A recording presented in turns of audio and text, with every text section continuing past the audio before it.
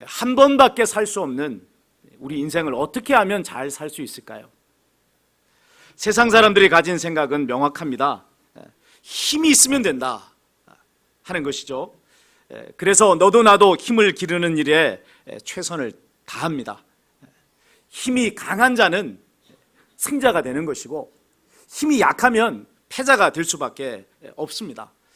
금수저, 흙수저라고 하는 이야기도 따지고 보면은 이런 약육강식의 힘의 논리에 근거한 말 아니겠습니까? 100m 태어났을 때부터 출발선이 다르다는 거예요. 100m 달리기를 하는데 어떤 사람은 50m 저 앞에서 그냥 스타트를 하는 사람이 있는가 하면, 어떤 사람은 이 50m 더 뒤에서부터 스타트를 끊어야 되는 사람이 있는 거예요. 이게 여러분 경쟁이 될 수 있겠습니까? 없는 거죠. 금수저, 흙수저, 그런 이야기인 것입니다.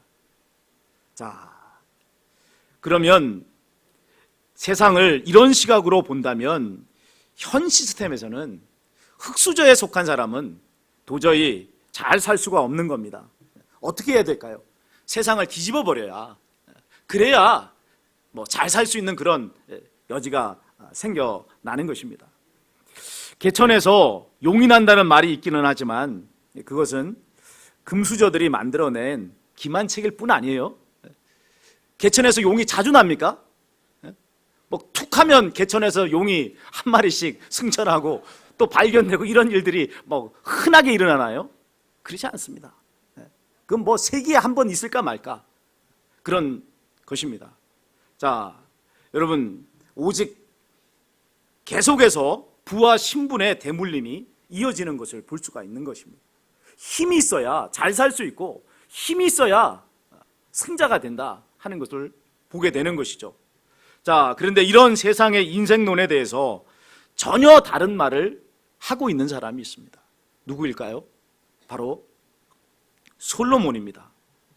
솔로몬은요, 두 가지 면에서 타의 추종을 불허하는 사람이에요. 첫 번째는 지혜입니다. 그가 가지고 있었던 지혜가 얼마나 탁월한 지혜였는지 성경은 두 창기에 대한 재판 속에서 이 솔로몬의 탁월한 지혜를 말씀을 해주고 있습니다. 두 명의 창기가 솔로몬 왕의 앞에 나와서 지금 살아있는 이 아기가 자기의 아기라고 주장하고 있는 겁니다.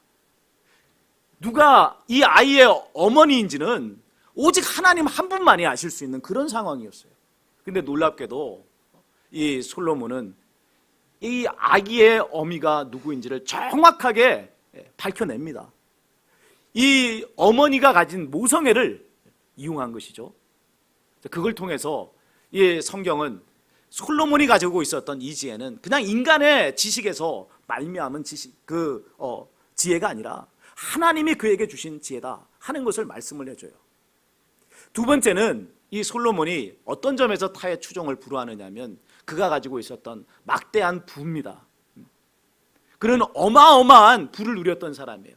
오늘날 이 포브스지라든지 이런 이제 경제지를 보게 되면 해마다 세계 최고의 갑부들에서 순위를 매겨서 그들이 가지고 있는 재산이 쫙 나옵니다. 어마어마한 돈이죠. 천문학적인, 우리로는 뭐 이건 상상할 수도 없는 그런 금액의 돈을 가지고 있는 사람들입니다. 그러나 여러분, 그 사람들도 솔로몬에 비하면 아무것도 아니었다는 겁니다. 전무후무할 만큼 막대한 부를 가지고 있었던 사람, 그 사람이 바로 솔로몬이었습니다. 더구나 그는 왕이었단 말입니다. 그러면 솔로몬은 세상 누구와도 비교할 수 없을 만한 강력한 막강한 힘을 가진 사람이었다고 말할 수 있는 것이죠. 그리고 이런 막강한 힘을 가진 솔로몬이라고 하면 인생에 대해서 말할 만한 자격을 가진 사람 아니겠습니까? 그는 탁월한 지혜와 막대한 부를 가지고 진정한 인생의 행복이 무엇인가를 찾기 위해서 애를 썼습니다. 그가 가진 이 신적인 지혜를 동원해서 그는 진정한 인생이 무엇인가를 깊이 연구를 했습니다. 또한 그가 가진 이 막대한 부를 동원해서 해보고 싶은 모든 것들을 다 해보았어요. 그래서 행복을 발견했습니까? 그렇지 않다라는 것입니다. 솔로몬이 뭐라고 말합니까?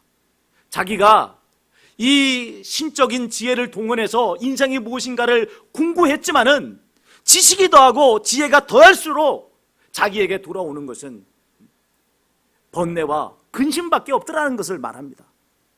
또한 그가 그 막대한 돈을 동원해서 자신이 하고 싶은 모든 쾌락을 다 쫓아봤고, 그리고 그가 해보고 싶었던 사람들이 원하는 사업들을 다 해보았지만은 그것이 자기에게 참된 유익이 되지 않더라는 거예요. 솔로몬이 하는 말이 이것입니다. 내가 아무리 많은 것들을 쌓아놓은들, 어마어마한 일들을 만들어 놓은들, 죽고 나면 무슨 소용이냐는 거예요. 결국은 죽지 않느냐는 거죠. 그래서 그것을 그 뒤에 자기가 해놓았던 그 일들이 어떻게 될지 어떻게 하냐는 거예요. 자기보다 못한 그런 아들이 대를 이어서 그것을 이어받는다면 한순간에 그건 날려버릴 것 아니냐는 겁니다. 그러니 자기가 평생을 기울여서 사업을 하고 어떤 일들을 이루어 놓은들, 그것이 무슨 유익이 있고 무슨 가치가 있느냐, 그런 말을 하는 것입니다. 그러면서 이 솔로몬이 했던 말, 그는 인간의 지혜의 한계성과 존재의 유한성을 절감하면서 헛되고 헛되도다, 헛되고 헛되도다 라고 외친 것을 보게 됩니다. 여러분, 우리는 힘이 있으면 행복해질 거라고 생각을 하고 있는데, 적어도 솔로몬 정도 되면 당연히 나는 행복해 라고 말해야 되는 것이 마땅하다고 생각하는데, 지금 솔로몬이 하는 말이 뭡니까? 헛될 뿐이야 라고 말을 하는 것입니다. 얼마나 이게 우리에게는 충격적인 말입니까? 아니, 그러면 무엇을 통해서 우리가 행복을 찾고 인생의 의미를 찾을 수 있습니까? 뭔가 힘이 있고 능력이 있으면 행복해질 것 같은데, 그게 아니면 어떻게, 어디에서 우리는 행복을 찾아야 되는 것이죠? 자, 이에 대한 솔로몬의 대답이 있습니다. 때를 분별하는 자가 되라는 것입니다. 뭐라고요? 때를 분별하는 사람이 되라는 것입니다. 뜬금없는 말처럼 들리지만 여기에 아주 중요한 진리가 담겨져 있습니다. 우리 1절을 함께 소리내서 읽습니다. 1절입니다. 범사에 기한이 있고 천하 만사가 다 때가 있나니. 아멘. 자, 여기 보면 기한이라는 말이 나오고 때가 나옵니다. 여기서 말하고 있는 이 기한과 때라고 하는 것은 여러분, 사람이 주관할 수 있는 것이 아닙니다. 하나님께서 주관하시는 것이죠. 여러분, 인생이 무엇인지를 궁구했던 이 솔로몬이 깨달은 것은요, 사람이 자기 인생을 주관하는 것이 아니라는 것을 알았어요. 하나님만이 이 인생을 주관하신다라고 하는 것입니다. 여러분, 개인의 인생도 한나라의 흥망성쇠도 그 모든 것을 주관하시는 분은 하나님이세요. 근데 그것을 깨닫지 못하고 내 힘으로 뭔가를 할 수 있다라고 생각하면서 살아가는 사람, 이 사람은 어리석은 자인 거예요. 그가 하는 일은 헛된 일일 수밖에 없는 것입니다. 이것을 솔로몬은 해 아래의 인생이다 이렇게 말씀을 하고 있습니다. 하나님을 알지 못하는 인생이라는 거죠. 헛된 인생에서 벗어나서 의미로 가득 찬 인생을 살기 위해서는요, 하나님을, 해 위에 계시는 하나님을 알아야 돼요. 하나님께서 이 세상의 주관자이심을 인정하신 것이야말로 참된 인생을 출발하는 시작점이 되는 것입니다. 2절부터 8절까지를 보면은요, 여기에 14쌍의 이 대조가 되는 때들이 나오고 있습니다. 날 때와 죽을 때, 심을 때와 뽑을 때, 죽일 때와 치료할 때, 헐 때와 세울 때, 이렇게 쭉 해서 14쌍의 대조되는 시간의 때들이 이렇게 나오는 것을 볼 수가 있습니다. 자, 여기에 제시된 이 14쌍의 대조되는 때들은요, 무엇을 의미하느냐면 인생의 모든 때를 의미하는 거예요. 인생의 모든 때를 다 담고 있는 것입니다. 여러분, 14라고 하는 이 숫자가 어떻게 구성되었냐면 7 곱하기 2예요. 그죠? 7이 2번 있게 되면 14가 되는 거죠. 자, 성경에서 7은 무슨 수입니까? 완전수라는 거죠. 인생의 모든 때를 다 담고 있다 하는 게 7로서 상징이 되는 거예요. 그리고 그것이 2라고 하는 것은 여러분 증인의 수, 확정의 수죠. 그래서 여기에 나와 있는 이 14쌍의 대조가 되는 시간의 때들은요, 여러분 인생의 모든 시간들을 다 담고 있다, 그것을 의미하고 있다 하는 것을 말씀을 해주는 것입니다. 자, 여러분, 그런데 이 14쌍의 시간들, 이 때들이 말해주는 게 뭐죠? 이것을 주관하시는 이가 인간이 아니라 하나님이라는 것을 말씀을 해주고 있는 것입니다. 자, 그리고 보면 사람은요, 하나님께서 정해주신 시간의 틀 속에서 살아가는 존재예요. 누구도 여러분 이 시간의 틀 바깥으로 나갈 수가 없어요. 그것을 모르고 내가 이 시간들을 주관하고 있다, 내 마음대로 이 시간들을 사용할 수 있다라고 생각한다면 그것은 우매한 일일 수밖에 없는 것입니다. 오늘 본문에 나오는 첫 번째 시간을 한번 봅시다. 첫 번째 쌍이 뭐예요? 날 때와 죽을 때. 여러분, 이 날 때와 죽을 때, 이것을 말씀하고 있는 게 뭡니까? 날 때와 죽을 때라고 하는 것은 사람의 출생의 시간, 죽음의 시간, 이것만을 의미하는 것이 아니에요. 여러분, 우리가 태어남으로써 또 우리가 죽을 때라고 하는 이 시간적인 의미들이 담고 있는 수많은 가지의 것들이 있어요. 우리는 이 세상에 태어남으로써 많은 것들이 결정됩니다. 그냥 태어난 시간만이 결정되는 것이 아니라 남자로 태어난지 여자로 태어난지 그게 결정이 돼버려요. 태어남으로써 또 우리의 환경도 결정되는 것 아닙니까? 어떤 이는 부잣집에 태어나기도 하고 어떤 이는 가난한 집에 태어나기도 한단 말입니다. 인종과 민족도 결정이 돼요. 흑인종, 백인종, 황인종, 여러분 태어날 때 그게 결정이 되는 거예요. 내가 어느 나라 사람으로 태어나는지도 역시 이 출생의 때로 여러분 결정이 되는 것을 볼 수가 있습니다. 그뿐 아니라 장애를 가질 수도 있고요, 정상으로 태어날 수도 있어요. 다 시간이라고 하는, 이 출생이라고 하는 시간의 틀 속에서 이 모든 것들이 결정이 되는 거죠. 이 일을 누가 주관한다고요? 내가 주관하는 게 아니란 말이에요. 하나님께서 주관하신다 하는 것이죠. 여러분, 죽음의 때도 마찬가지 아닙니까? 죽을 때, 이 죽을 때를 우리가 마음대로 주장합니까? 여러분, 사람에 따라서는 여러분 병사로 죽을 수도 있고 또는 사고사로 죽을 수도 있어요. 젊음의 때 요절할 수도 있고 나이가 많이 들어 술을 다 하고 죽을 수도 있는 겁니다. 죽을 때 여러분 병에 오랫동안 고생하다 죽을 수도 있고 단숨에 죽을 수도 있어요. 여러분, 이것들이 또한 우리 인생의 모습을 결정하는 것 아닙니까? 오랜 병고 안에 효자 없다, 그런 말이 있죠. 오랫동안 그 병에 시달리다 보면 여러분 주변의 사람들이 얼마나 고통을 당합니까? 이것 때문에 여러분 삶의 환경들이 바뀌는 일들이 벌어지는 거예요. 그러기에 여기 이 출생의 때 또 죽음의 때라고 하는 것은 단순히 우리가 언제 태어났고 언제 죽었다 이런 정도의 차원이 아니라 그것과 관련된 인생의 수많은 것들이 결정되어진다는 것을 말씀을 해주고 있는 것입니다.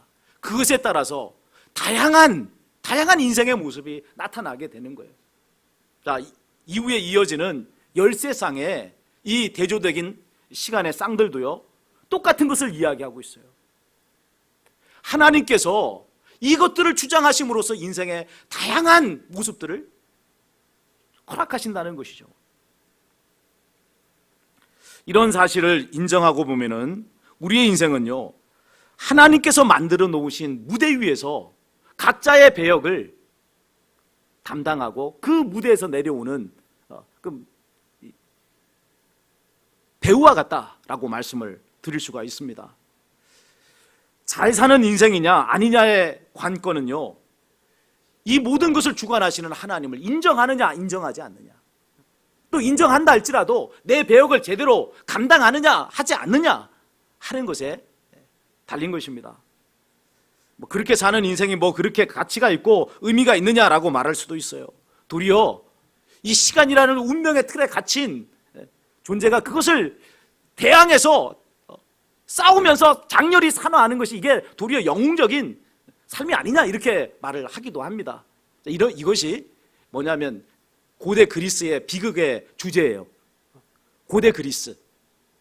이 고대 그리스의 비극의 작가들은 영웅적인 인생을 어떻게 그려냈느냐면 신에 의해서 결정되어진 그 운명에 이 주인공이 도전하는 것입니다. 그러다가 그 운명을 이겨내지 못하고 결국은 장렬한 죽음을 맞이하게 되는 거죠. 이게 인생이고 이것이 영웅이라고 그렇게 이 고대 그리스 작가들은 말했어요. 대부분의 사람들, 소시민들은 어떻게 살았습니까? 운명에 그냥 순응하며 살았단 말이에요. 그런데 영웅은 순응하는 인생이 아니라 도전하는 삶이 살았다는 거예요. 깨지고 부서져서 장렬히 산화했지만 인생이 뭔가 하는 고민을 던져주는 삶을 살았다. 이게 이제 영웅적인 삶의 모습이다. 이렇게 말을 하는 것입니다. 자, 그러나 그것은 하나만 알고 둘은 모르는 생각이라 이 말이에요. 여러분, 사람은 죽음으로 끝나나요? 죽음으로 끝난다면 장렬히 산화하든 어떻게 살든 상관없어요. 이왕 사는 거 한번 뜨겁게 살다 도전하다 죽으면 더 좋죠. 영웅적으로 살면 얼마나 좋아요. 그러나 여러분, 인생은 이 땅의 인생으로 끝나는 것이 아니란 말이에요. 죽은 후에 하나님 앞에 가서 선단 말입니다. 하나님의 심판이 있고 영원한 천국 있고 영원한 지옥으로 갈라지는 역사가 벌어진다 이 말입니다. 그러기에 오늘 우리가 이 땅에서 잘 살아야 하는 이유가 여기에 있는 거예요. 그냥 이 땅에서 사는 것으로만 끝난다면 어떻게 살든 상관이 어디 있어요? 죽으면 끝날 터이니 즐기다 가겠다. 아니면 장렬히 산화하는 삶을 살겠다. 어떤 걸 취하든 상관이 없어요. 그러나 여러분, 이 땅의 삶이 마지막이 아니라 이것은 잠깐에 거쳐가는 나그네의 길이요. 진짜 인생은 여러분, 이 땅이 끝난 후에 하나님 앞에 서는 그 시점을 통해 진짜 인생이 시작되는 것이기 때문에 그런 겁니다. 자, 우리 11절 한번 읽어보겠습니다. 11절입니다. 읽습니다. 하나님이 모든 것을 지으시되 때를 따라 아름답게 하셨고 또 사람들에게는 영혼을 사모하는 마음을 주셨느니라. 그러나 하나님이 하시는 일의 시종을 사람으로 측량할 수 없게 하셨도다. 아멘. 본절이 말씀하는 게 뭐죠? 하나님께서 사람에게 영혼을 사모하는 마음을 주셨다는 거예요. 사람들이 여러분 비록 이 땅에 발을 디디고 살지만 어떻게 하죠? 가끔씩 저 하늘 너머를 동경하잖아요. 저 구름 너머, 저 달 너머, 저 태양 너머에 무엇이 있을까? 우리에게는 어떻게 내가 알지 못하는 저 너머 세계에 대한 그런 동경하는 마음이 우리에게 있는 것입니까? 그냥 먹고 살면 되는 것이지 그것으로 만족하지 못하고 왜 의미를 찾고 가치를 찾는 그런 삶을 살아가는 것입니까? 시간의 틀 속에 갇혀진 인생의 허물을 느끼는 이유는 무엇 때문입니까? 영혼을 사모하는 마음이 우리에게 있기 때문에 그런 거예요. 어거스틴은 이렇게 말을 합니다. 주님, 우리의 마음이 주님의 품 안에서 쉬기까지는 안식이 없나이다. 여러분, 우리의 마음에요 은근보화로 가득 채운들, 주지육림으로 가득 채운들, 여러분 영혼을 사모하는 우리의 마음에 만족이 있겠습니까? 오직 영원하신 하나님만이 우리의 마음에 만족을 주실 수 있는 거예요. 이 땅에 있는 잠깐의 것들, 시간의 틀 속에 갖추어져서 그래서 시간이 지나가 버리면 없어질 것들은 절대로 영혼을 사모하는 우리의 마음에 기쁨도 만족도 영적인 이 영혼에 대한 해갈도 해줄 수 없단 말입니다. 영원하신 하나님만이 우리의 마음에 진정한 기쁨을 주고 해갈을 주고 만족을 주신다 이 말이에요. 그러나 여러분, 그렇게 하나님을 영접했다고 해서 우리가 영혼을 아는 것은 아닙니다. 영혼은 하나님이 주관하시는 것이죠. 우리가 해야 될 일은 이 영원하신 하나님을 믿고 그분이 원하시는 뜻이 무엇인가를 분별하여 행하는 게 우리가 해야 될 일이에요.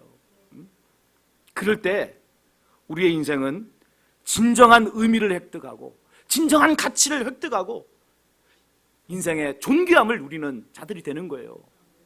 그러니까 오늘 내가 이 땅에서 살아가는 인생이 가치가 있으려면 여러분 영원한 천국을 전제해야 돼요.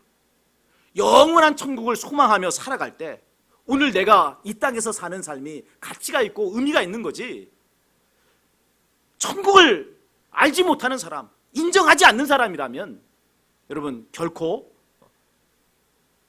이 땅에서의 헛된 인생에서 벗어날 수가 없다는 거예요. 보십시오 여러분, 영원한 천국이 없는데 지혜가 무슨 소용이 있습니까? 수고가 무슨 소용이 있어요? 죽고 나면 모든 게 다 끝나는 것 아닙니까? 모든 것이 끝나버리는데 오늘 내가 애쓰고 수고하면서 공부하고 연구하고 가치 있게 살려고 몸부림쳐야 될 이유가 어딨냔 말이에요. 그냥 끝나는 거예요 다. 그렇게 끝나버리면 여러분 지혜자나 우매자의 죽음이 똑같은 것입니다. 사람이나 짐승의 죽음이 똑같은 거예요.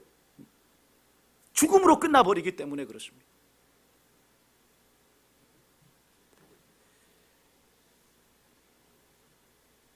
이런 우매한 인생이라는 것을 하나님께서는 분명히 말씀하고 계심에도 불구하고 여러분 끝까지 하나님을 인정하기를 거부하는 사람들이 있어요.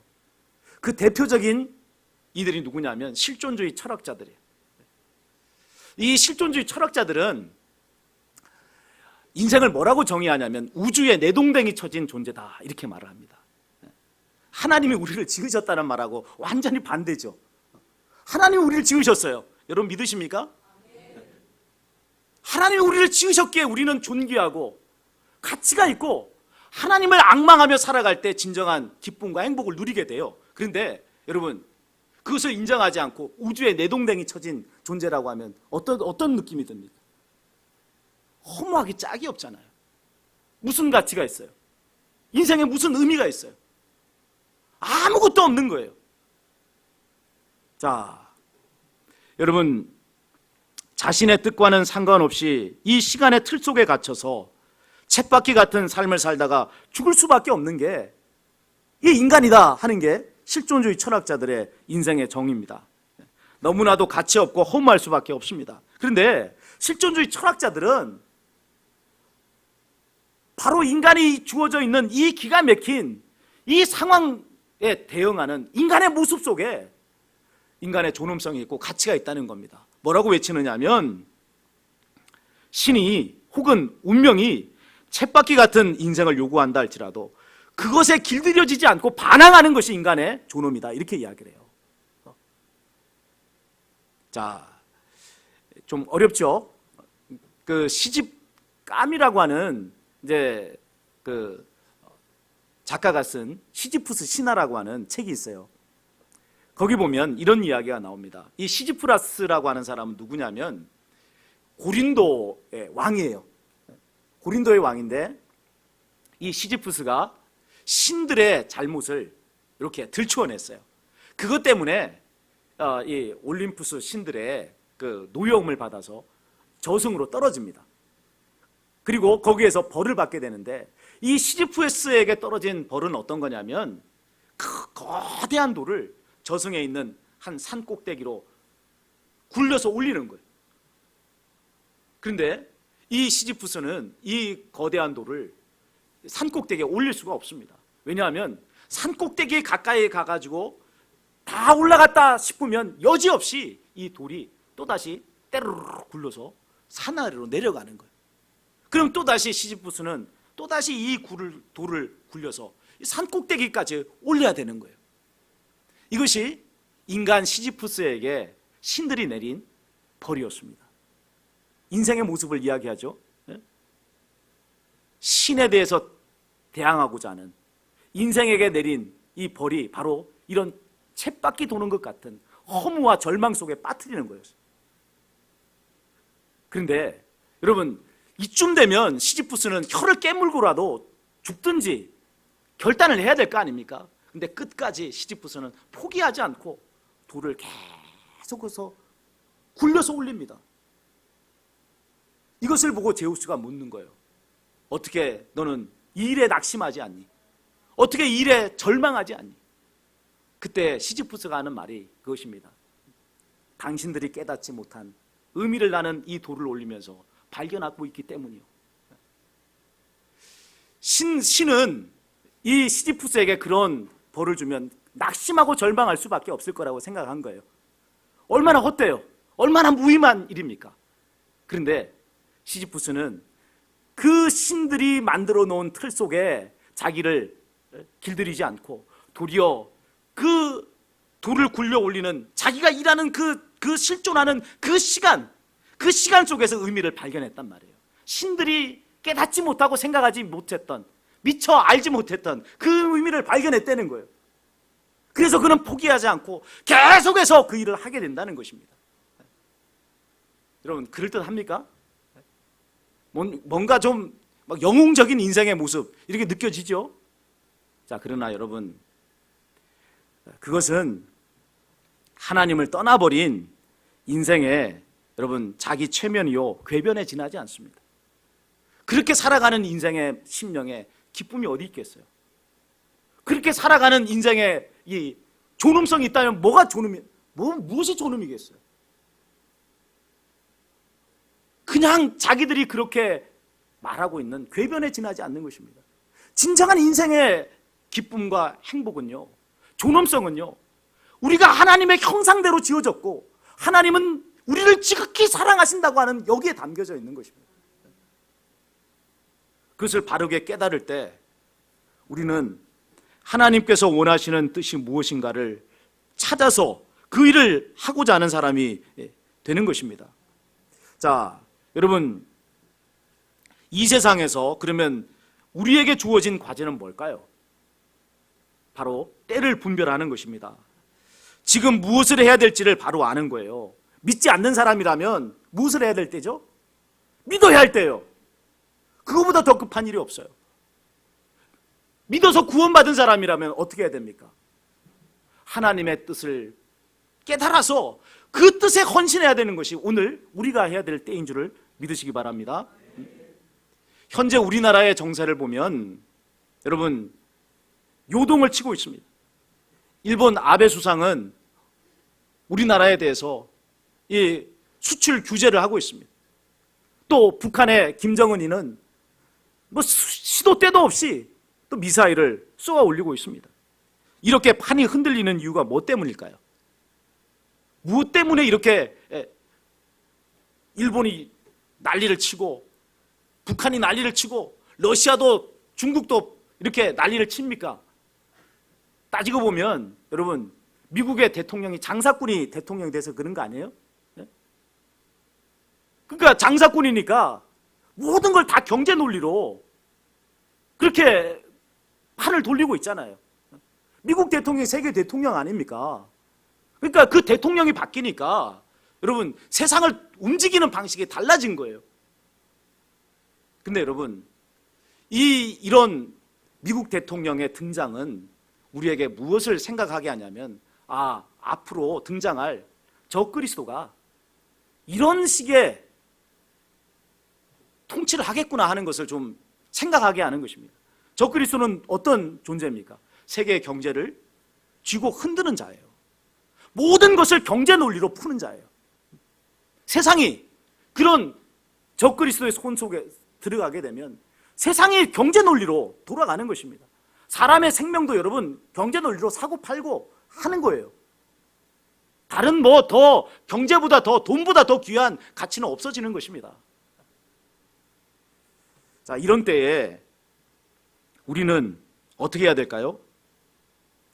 우리가 가장 먼저 해야 될 것은 이 세상을 주관하시는 분, 미국의 대통령을 그런 장사꾼으로 세웠던 것도 하나님이시라는 것을 인정하는 것입니다. 하나님이 이 모든 때를 주관하시는 것 아닙니까? 하나님께서 모든 것을 주관하시는 것 아닙니까? 그것을 인정해야 되는 거예요. 그렇게 되면 우리가 해야 될 일이 분명해지는 것입니다. 사람들은 이런 위기의 상황에 미국 편에 서야 된다라는 말하는 사람들도 있고요. 앞으로 우리나라의 장래를 봐서는 중국 편에 더 가서 서야 된다는 말을 하는 사람도 있습니다. 그러나 여러분, 우리가 서야 될 곳은 중국 편도 아니고 미국 편도 아닙니다. 누구 편에 서야 됩니까? 하나님 편에 서야 되는 거예요. 하나님 편에. 남유다가 여러분 국가의 위기의 상황을 도달했을 때, 그때 여러분 이 남유다의 조정은요 두 패로 갈라졌어요. 한쪽 패는 친애굽 정책을 펴야 된다. 우리는 애굽 편에 죽으나 사나 고대 이 계속해서 전통적인 강호인 애굽 떠나서는 안 된다. 그럼 망한다. 그렇게 말했어요. 또 한쪽 편은 뭐라고 말합니까? 우리는 신흥 제국 아수르 편이 돼야 된다. 아수르 앞으로 더 세질 거야. 아수르에 붙지 않으면 우리는 망해. 그렇게 말했습니다. 그때 여러분 참 선지자들은 뭐라고 외쳤습니까? 애굽 편도 쓰지 마라. 바벨론 편도 쓰지 마라. 오직 여호와 하나님을 믿으라고 그렇게 외친 것을 봅니다. 왜 그래요? 여러분, 누가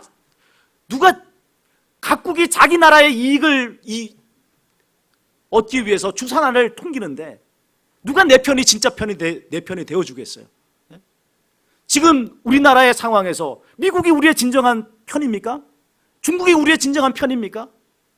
다 각자 자국의 이익을 위해서 계산기를 두드린단 말이에요. 그러한 상황에서 우리가 진정하게 믿고 의지하며 모든 것들을 걸 수 있는 유일한 한 분, 우리의 모든 것을 구원해 주실 수 있는 유일한 한 분은 하나님밖에 없는 것입니다. 그렇게 하나님을 믿고 의지해서 우리가 하나님께 속한 자가 되었을 때 하나님의 구원의 역사가 나타나게 되는 것이고, 우리를 통해서 또한 민족의 구원과 세계의 구원의 역사가 일어나는 거예요. 그러니까 지금 이 위기의 때는 어느 편에 서야 된다, 줄 서게 하는 그런 때가 아니라 더욱 하나님을 찾고 하나님을 구해야 되는 때라는 사실을 여러분 믿으시길 바랍니다. 일제 지식인들이 술만 마시고 그렇게 살았던 이유가 있습니다. 저의 그 당숙이 일제시대 때 행정고시 오늘날 따지면 합격을 해서 그래서 이 고위직에 오르게 됐어요. 그러니까 이분이 이제 오게 되면 그 시골에 오면 일본 그 지소장이 와서 인사를 드리고 집 앞에 일본 헌병들이 보초를 섰어요. 이걸 보고 저희 할아버지가 뭐라고 이야기했느냐면 때려치고 오거라 그렇게 이야기를 했어요. 그렇게 살면 결국은 일제를 위해서 부역하는 자가 받게 되지 않지 않느냐. 먹고 살 것 있으니 내려와라. 그래서 모든 거 다 집어치고 내려왔어요. 그리고 내려와서 어떻게 사셨느냐면 맨날 술만 마셨어요. 술만 마시다가 돌아가셨어요. 너무 안타까운 거 아닙니까? 어떻게 보면 그 시대에 선택할 수 있는 여지가 두 개밖에 없어 보여요. 그렇죠? 일제에 부역하든지 아니면 부역하지 않고 살자니 술 퍼마실 수밖에 없는 거 아니겠어요? 왜 그렇게 살았습니까? 여러분, 하나님을 몰라서 그런 것입니다. 하나님을 모르니 하나님을 의지하고 하나님이 원하시는 그 뜻을 행할 수 없었던 것 아니겠습니까? 저는 오늘날 예수님을 믿는 성도들을 보면서 참 안타까운 것이 있습니다. 무엇이 안타까우냐면 세상이 돌아가는 일에 대해서 너무나 관심이 없다는 거예요. 핵 문제에 대해서 관심이 없습니다. 동성애에 대해서도 관심이 없습니다. 위안부의 문제에 대해서도 관심이 없습니다. 그래서 그것들이 어떤 것인지에 대해서 너무나 몰라요. 나는 구원의 방주를 탔으니 바깥 세상의 일은 몰라도 된다고 생각하는 것 같습니다. 그리고서는 하나님 내게 필요한 것 주십시오라고 그렇게 기도하며 신앙생활을 하는 것 같습니다. 그러나 여러분, 그것은 바른 신앙의 삶이 아니라는 사실을 알아야 됩니다. 방주에 탔던 노아는요 계속해서 바깥 세상의 동정에 주의를 기울였어요. 왜? 방주 타고 있으면 끝나는 건데 왜 자꾸만 바깥에 그렇게 예의주시했습니까? 하나님의 때를 분별하기 위해서입니다. 그 시간을 분별해서 자기가 어떻게 마음을 먹어야 될지 무엇을 해야 될지를 그는 분간하기 위해서 끊임없이 바깥 세상에 대해서 주목을 했던 것을 보게 되는 것입니다. 우리가 타고 있는 방주는요, 도피처가 아닙니다. 세상을 구원하기 위한 구조선입니다. 하나님께서는 우리를 향해서 너희는 세상의 소금이다, 세상의 빛이라고 말씀하셨습니다. 세상을 위한 존재예요. 그런 우리가 세상에 대해서 관심이 없고 세상에 대해서 아무런 것도 관계를 끊은 채 담을 쌓고 살아간다면 그게 제대로 된 성도의 삶일 수 있겠느냐 하는 것입니다. 오늘 하나님께서 무슨 일을 하시는지 때를 분별하시기 바랍니다. 그리고 그 때에 합당한 우리의 일을 찾아서 행하시기 바랍니다. 헛된 인생이 아니라 의미와 가치로 가득 찬 잘 사는 인생이 되실 것이고, 하나님 앞에 섰을 때 부끄러움 없는 자로 칭찬받는 인생이 될 줄로 믿습니다. 네.